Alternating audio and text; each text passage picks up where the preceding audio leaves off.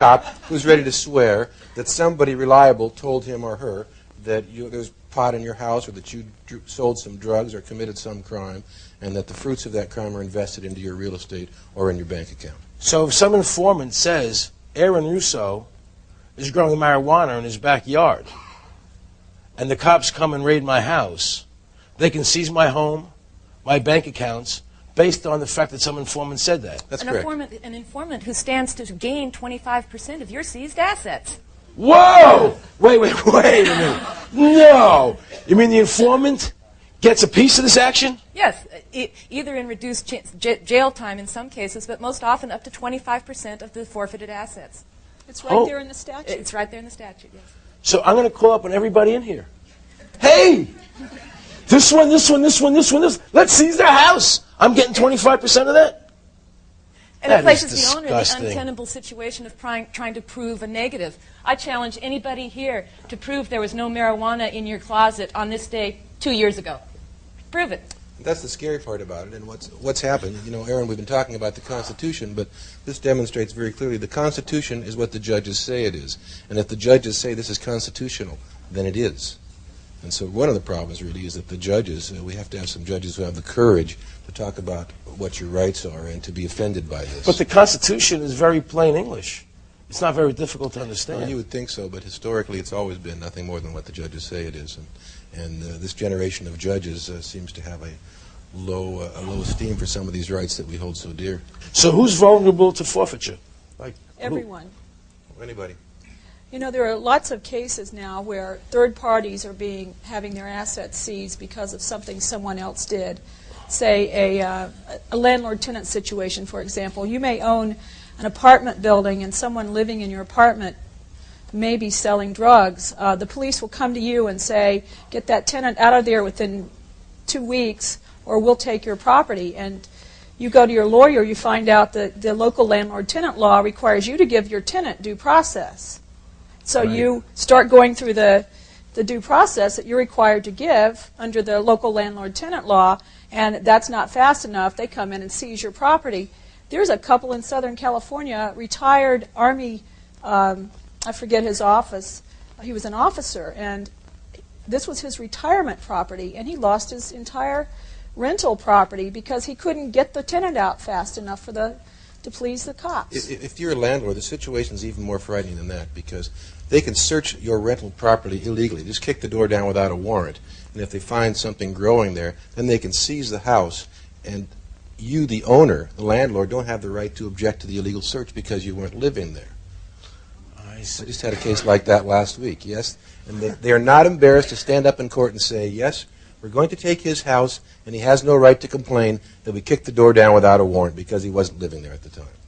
In fact, reporting your suspicions of your tenant's illegal activities to the police is cause enough to have your house forfeited because that puts on the record that you knew that there was something illegal going on. Right. So you can't show your innocence. So you're in a catch-22 situation. Yes. So how does an ordinary citizen protect themselves? You try to get the laws changed. Right now, everybody is vulnerable. You can have your assets forfeited for making an incorrect statement on a loan application.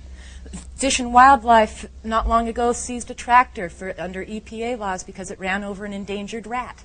Oh, it didn't help the rat. I heard about that. The Vietnamese farmer was tilling his land with his tractor. He ran over a kangaroo rat, and the government came and took his tractor. They tried to put him in jail for 2 years for running over a kangaroo rat. This is unbelievable. Do you know why I'm so mad? Do you understand what's going on here, guys? I mean, this is sickening. And it's our country. If you are a member of a corporation and one individual in that corporation is indicted for instance, a money laundering operation, the government has a theory of tainted money, where his tainted money contaminates all your good money like a drop of ink in a glass of water. And so therefore the whole corporation's assets can be forfeited based upon the alleged illegal activity of one member. What is this about legal fiction, that property has no rights so they can take it? How does that work? Can somebody tell me? This is a very old concept that goes back to biblical times, basically. If an object, it's called deodond, if an object is used to kill a man, then like a sword is used to kill a man, then they would say, well, that Sword was guilty, and we're going to take it away from the owner and destroy it. And the owner's rights in it disappear. And they're using that fiction. It's a lie. A fiction is a lie. But as an example, I heard about a man who lost his airplane because he said the airplane had no rights. It doesn't matter that the man owned the airplane. The airplane has no civil rights, so we can just take it. Or we can take his car, or we can take the money, because property has no rights, ignoring the fact that people who own the property have the rights of ownership. Right. That's the legal fiction, am I correct? Right. Explain to me about the 30 days, how that works. That you have 30 days to argue against the seizure, and if you don't do it within 30 days, that you can't get it back? There's a very important part about that I think that you're overlooking. When they take your property, they could hold it for a long, long time and then send a notice out when you happen to be on vacation or whatever. You've got 20 days not only to file a claim, but to pay a cost bond of 10% of the value of the property in order to even fight to get it back.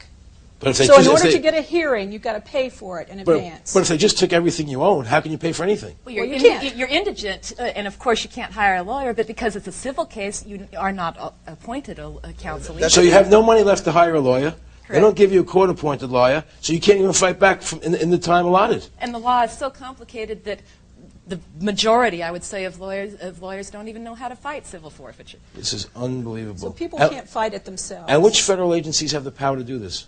Most of them. And that's the reason that most forfeitures, people abandon or give up their property or lose their property without ever going to court, without ever getting a day in court. They just lose it. And though the precedents were set by drug laws, there are over 200 federal forfeiture statutes, and many of them don't even contain the exemption for innocent owners that the drug laws contain. Where does the money go when they take it all? The police get to keep it. Whoa! Whoa! Wait a minute. Not only some guy calls up and says, hey, Russo over there is doing something wrong. He's sleeping with his wife or something. Okay? Sex is not allowed here anymore. Okay? And then they come and raid your house. They take all your assets, right? And then they get to keep them.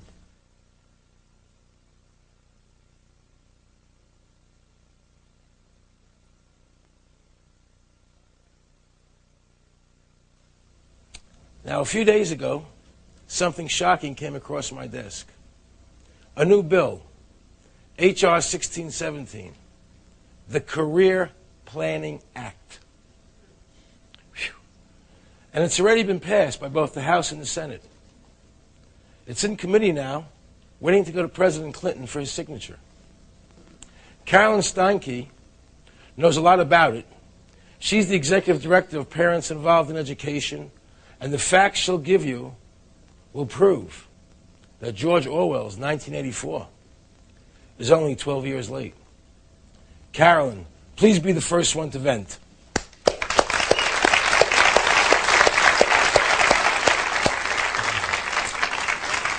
Children in this nation, as a matter of fact, in our wonderful United States, are scoring lower than third world nations when it comes to getting an academic education. But we know that problem. Tell us about H.R. 1617. H.R. 1617 came to light when we realized that there was a plan. The reason why they are dumbing down our children is the Clintons' plan for human resource development. It is a plan in which the government has decided to join in a partnership with parents in the raising of their children. Parents and the government are going to be a partnership? Yes, 50% arrangement until a child, of course, has been designated at risk. Now, they call the plan cradle to grave. Cradle to grave, meaning that from the I call it sperm to worm.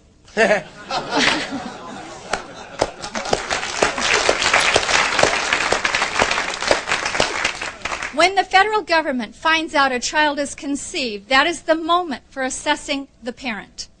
And from that time on, every child will be assessed, and they will be qualified, and they will be scrutinized. And if for any reason, according